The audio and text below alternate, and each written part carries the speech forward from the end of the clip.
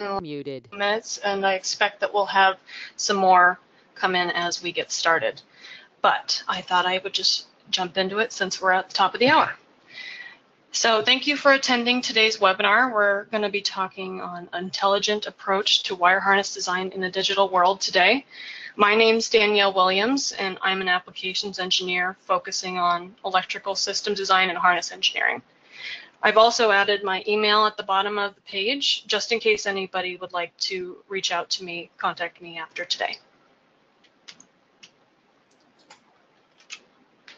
So if you have any questions throughout today's webinar, we do have a chat box available in our GoToMeeting application. Feel free to send those throughout. Keep in mind, though, I do have a Q&A section at the very end. And also, if you ask a question while I am potentially going to be demoing something or while I'm presenting, I might not get to your question right then and there, but I will make sure to address it when we get to the end of our presentation. Also, you can call in or use your computer audio if you would like to listen to this webinar.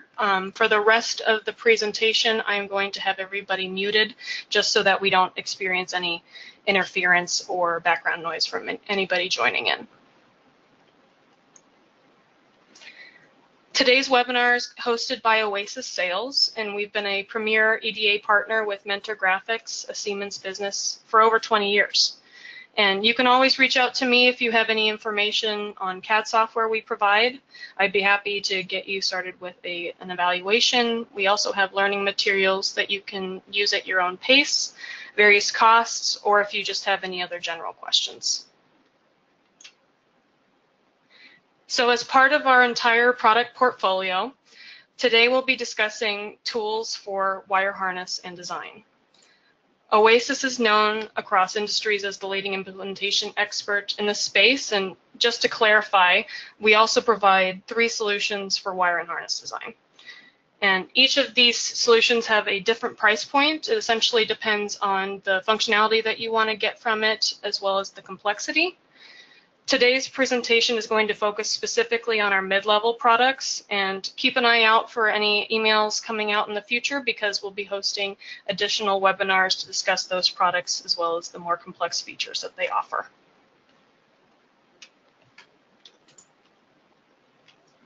The first thing on the agenda that we'll be talking about today is what's driving change in most industries and how this is impacting the way that companies are designing their products. Next, I'll talk about where there are opportunities for improvement. There are many that designers can implement, and we're going to talk about specifically a few of those options. Then we'll compare what I called the old way to the new way for developing electrical systems. And at the end of today, we'll go through a demo as well as doing a brief recap on what we talked about. So demand for smarter and connected features within products is on the rise, and because of this, it's impacting product complexity and the way that these products are being developed. There's also a shift towards incorporating more electronics, which are going to be connected to each other through electrical systems.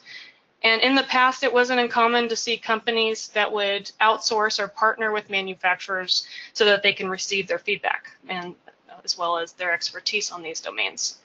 So this shift is going to require companies to add new expertise under their own roof because they realize that these advancements in electronics and software is playing a major role in what sets them apart from their competitors. So now as these new companies are bringing in new expertise in-house, they can expect engineers from their different disciplines to start collaborating closer together, and they will also expect changes in their product development cycle. But these processes, checks, and integration tests that are going to be crossing these engineering domains, which were previously contracted out, how I just mentioned, can now happen earlier and more frequently, which isn't a bad thing. And even with this industry shift, there's still no give in your schedule because product complexity is skyrocketing. In order to meet your time to market, there's really not a lot of flexibility to counteract these changes. And integration testing is really important. We know that. And on top of these already strict deadlines, some companies are also additionally increasing their pace so that they can meet their software and hardware integration testing early. So in companies like yours, engineers, management, and even executives are trying to improve their design processes so that they can remain competitive while meeting their time to market. One aspect that they can improve upon is being able to properly document your wiring designs in an integrated environment. Another process to consider would be using analysis early in your design stage and before prototyping so that you can prevent expensive design changes too late. Another is making sure that your electrical and mechanical engineers are collaborating effectively and exchanging the data that they need as soon as they can. And I'll show you how you can build your physical harness drawings from your electrical schematics so that you can create what's called a correct by construction design. And then finally, these solutions are going to help to remove any tedious tasks that you might encounter while automating harness engineering. So we've covered quite a few challenges. I'm going to get into the old way. And this at one point was sufficient for low complexity designs, but this really isn't the case anymore because we're seeing such growth in electrical content in modern systems. And we all know that engineering is an iterative process. Certain design changes are going to have to be implemented so that all of your issues are resolved. And trying to do this manually using general purpose drawing tools or spreadsheets typically causes delays in the schedule, and it would increase the amount of design errors you could see. And the last thing to note before we move on to the new way is, as you probably experienced prior to today's design methods, electrical and mechanical teams had really bad integration between their platforms because of things like manual design methods or even file exchange issues. So instead of living in the past, we now have what I call the new way, and it includes an integrated environment, performing analysis, collaboration, and enabling automation.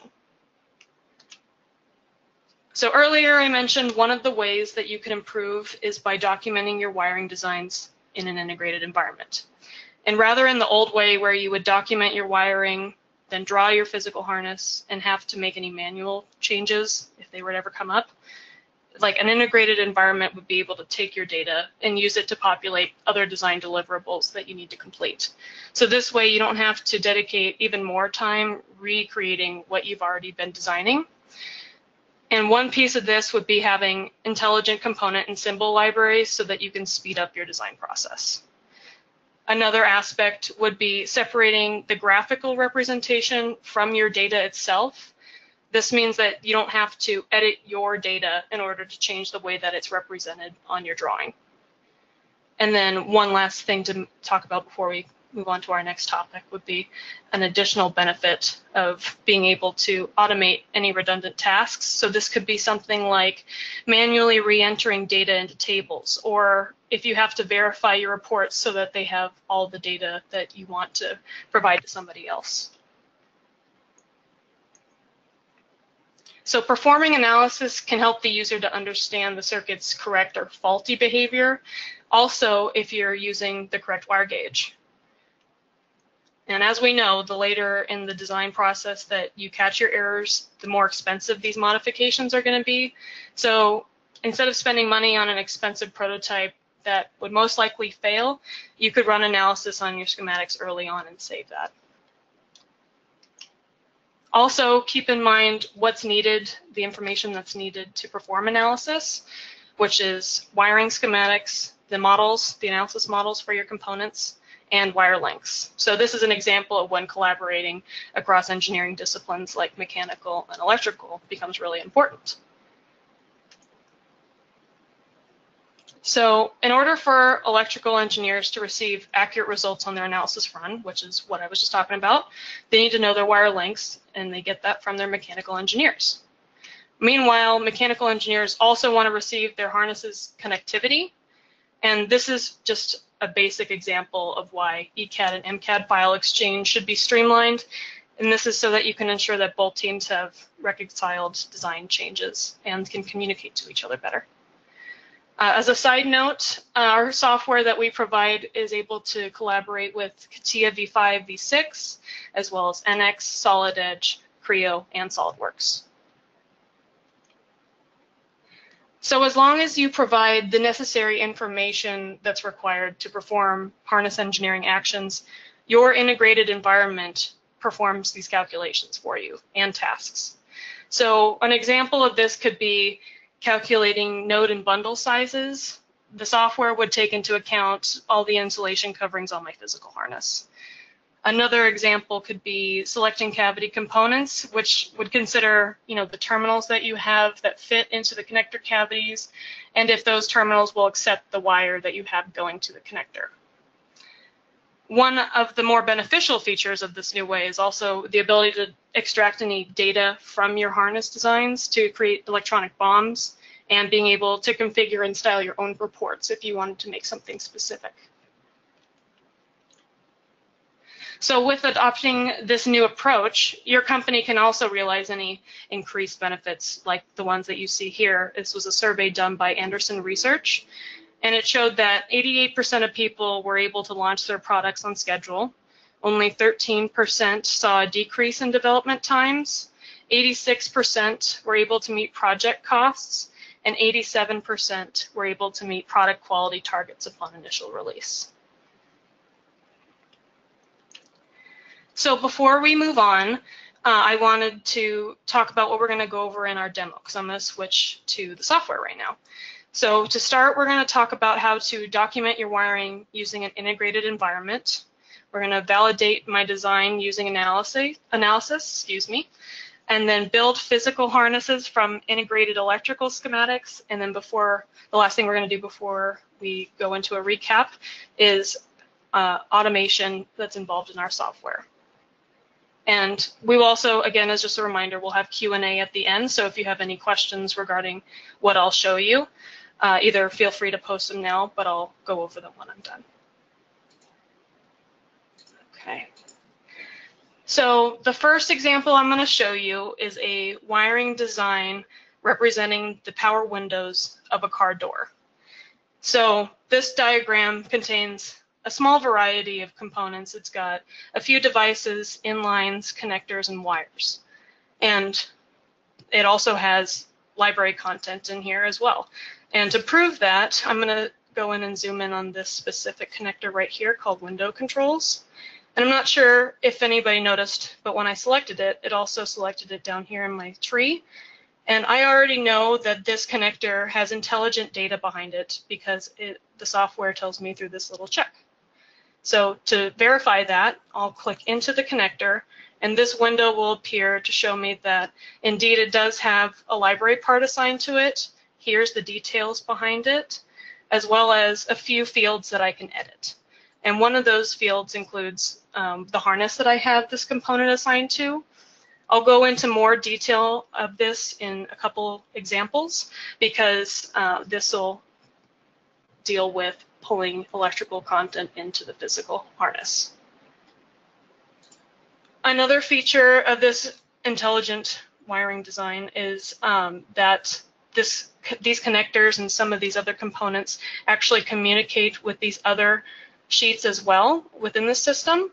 And the way that I can tell that they are through the graphics, these double arrows as well as lightning bolts.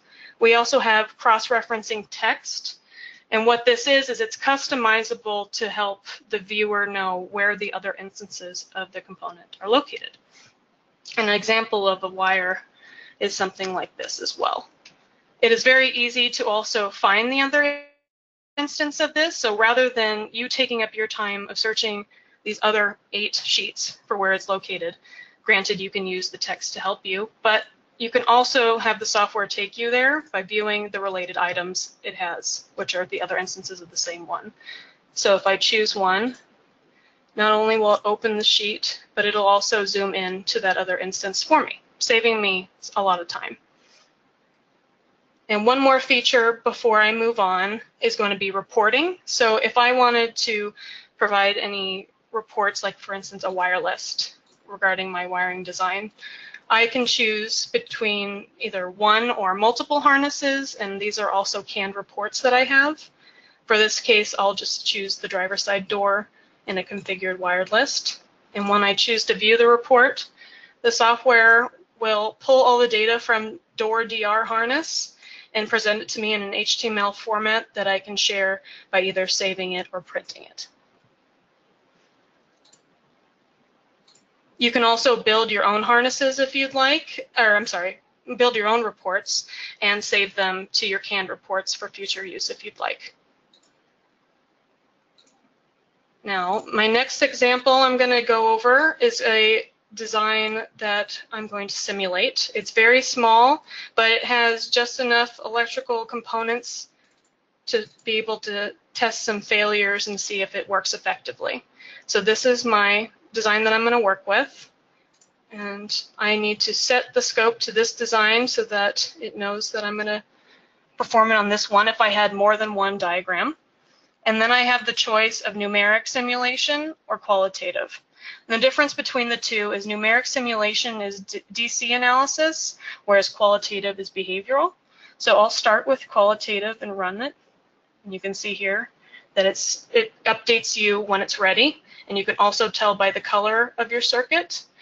So if I wanted to switch the position of these switches, I could go here, or I could hover over each of these components. And as you can see here, I don't really get a lot of information back. Most of the most information I can get is inputs, failures, and properties. So if I wanted to test what happens if I close the switch, the circle will update and let me know which direction the current is or is not flowing. So currently, I have current flowing through these two branches, but not here, because this switch is also open. So if I were to close this, as you can see, it reflects those changes. And if I wanted to test what happens if this switch were to be stuck open, you can see it lets me know that the component that I'm modifying and updated it. So I will switch now to my numeric simulation. When I do that, it'll update me. And then when I hover my cursor over now, I'll get a lot more information back. I'll get power, voltage, current, but I'll still be able to see things like failure modes as well as the current direction.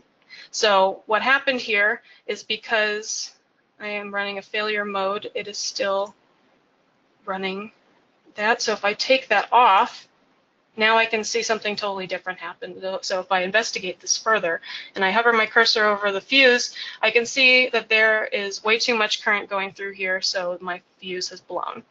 So it is much easier to find that error now than if I were to proceed with my design and build it all the way to a prototype.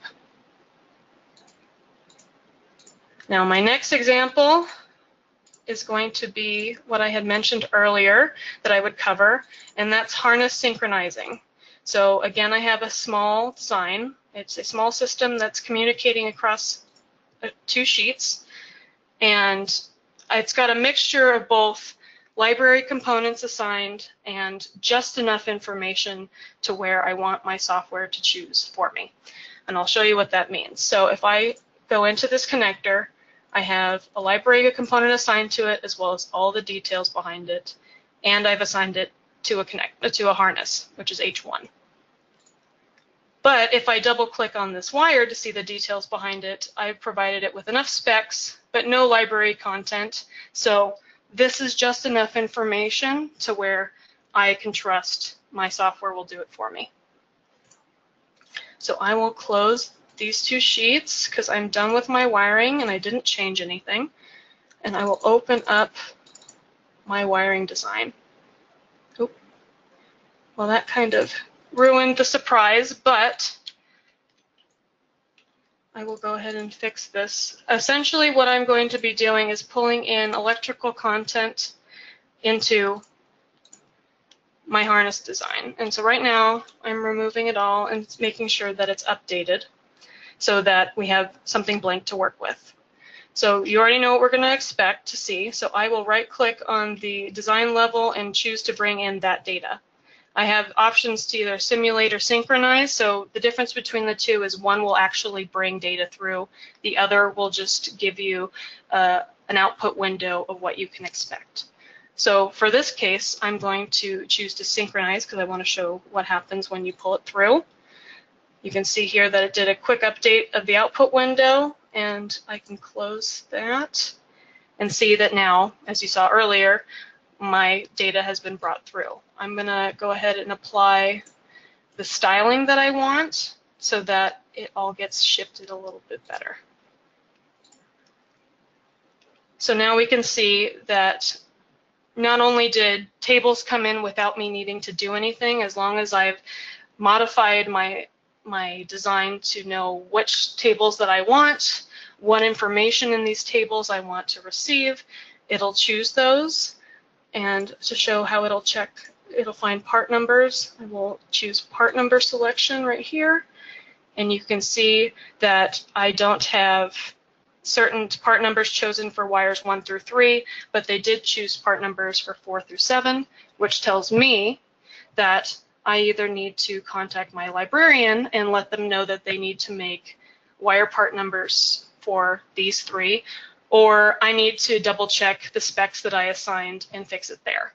So the software does a really great job of giving you feedback in this way to make sure that you're designing effectively.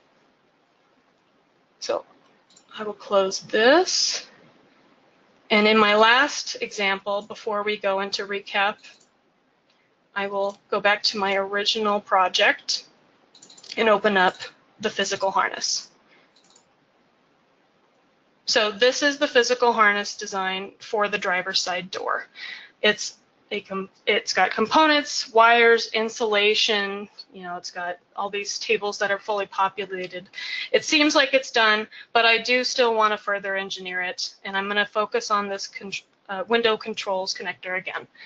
As you can see, it came with a cavity table, as well as this is an additional parts table. So what this communicates to me is that these 5 cavities don't have any wires going through them. I also have wires going through these other cavities and additional components. These 2 components, which I happen to know offhand, are a cavity seal and plug. So I want to use and show you guys what cavity component management can do for me in this situation. So I have access to my Windows control because I have it selected, and I chose to generate combinations and select parts. So the table looks slightly familiar because it's still bringing in the cavity and the part numbers of the wires, but it's also choosing for me the terminals that can fit both the connector and the wires going to them. So because I don't have any wires going through these, I expected them to not have choose terminals, and these wires fit the terminals that fit the connector.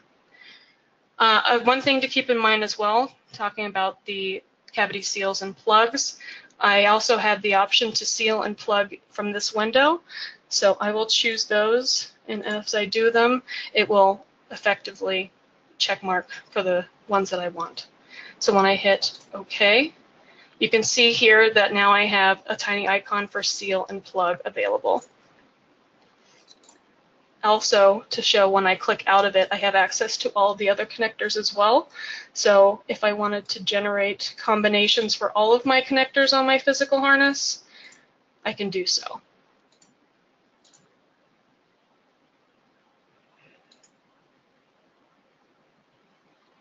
All right. So now I'll be going back to the presentation again.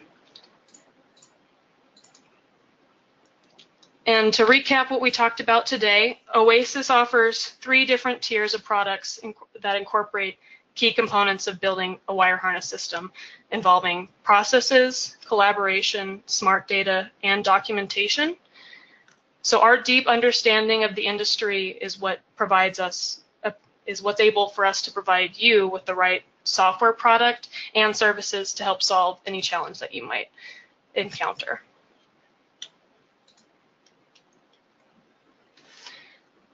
If you have any questions or want to know more about the products that I spoke about today, these are the 2 mid-level design solutions that Oasis provides. So both Solid Edge Electrical and VeSys, they do support the creation of wiring schematics. They provide built-in simulation and analysis and integrated harness engineering and designing. There's only one real differentiator, and that's MCAD integration. So if your company already has an established MCAD software available, then VeSys is able to take to exchange the design data with a range of external design tools. Whereas Solid Edge Electrical, which is new to the Siemens portfolio, is built on VeSys' technology, but it specifically integrates with Solid Edge's design platform, so it can provide a package for mid-market companies or if you're looking for an alternative MCAD solution. So today we talked about the importance of software technology and how it's facilitating the change of product design, but equally as important is the proper implementation, the customization, and training of any technology. So Oasis provides services that are tailored to solve challenges customers might face across the world in their day-to-day work. And our goal is, at the end of the day, is to help companies bring the most advanced electrical, network, and harness technologies from concept through to design, production, and into service. So lastly, I also wanted to point out that Oasis supports more than just electrical system design. And here's a list of the other domains that we do specialize in. So if you have any interest in finding out more on these, please feel free to reach out to myself or anybody else within Oasis. And I also want to thank you all for taking the time out of your day to attend, and let me know how I can help you all. I'd also like to let you know that we're going to be having another webinar on March 14th, so you can register for that if you haven't already by going to oasissales.com. So now I'll go ahead and take any questions. I saw that I might have had one come in while I was talking. Can you elaborate on where that data came from on the last screen? Well, Robert, I would love to. The only problem is I'm not sure when that came in. Would you please let me know which example I was talking about so I can further explain?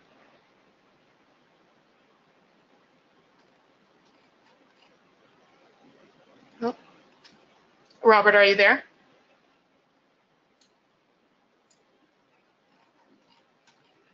Oh, no problem.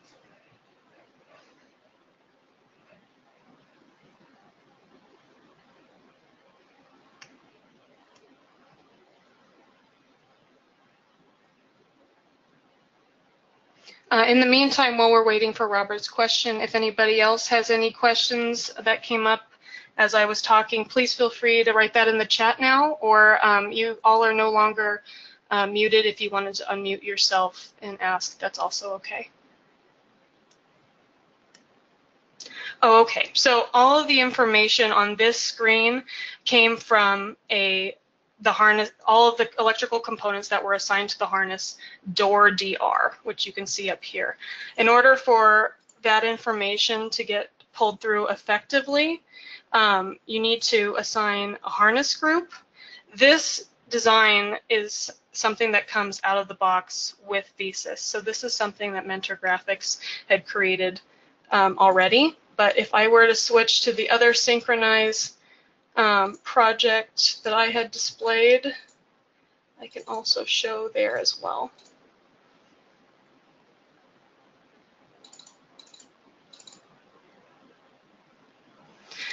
So here, all the information that's coming through, I have here on like all the wires that I had assigned to H1, which was the component that, or the harness group that I had assigned all my components to. The way that the other software can choose which components that it's choosing for terminals on connectors and features like that, it pulls the information by going into the library, which I can pull up right here actually. You can pull your library information from either VeSys's wiring side or harness. You just can't edit it from this window. And so I can store specific cavity plugs, seals, or anything that I know fits this connector or is a mandatory component. And then what'll happen is when I go into Cavity Component Manager, it'll look for this information to make sure that it maps properly.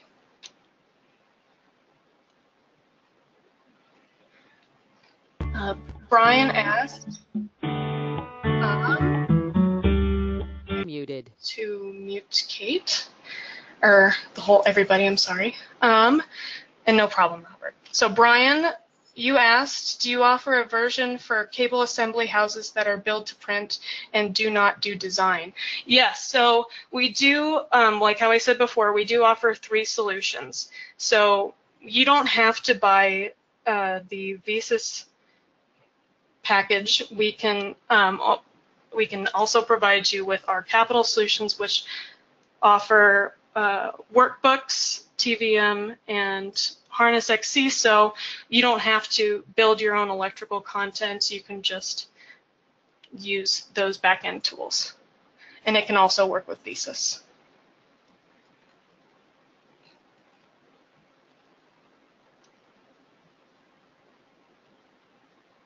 Anybody else have any questions that they'd like to ask? Oh, and another side note for you is that you can also import from-to data as well.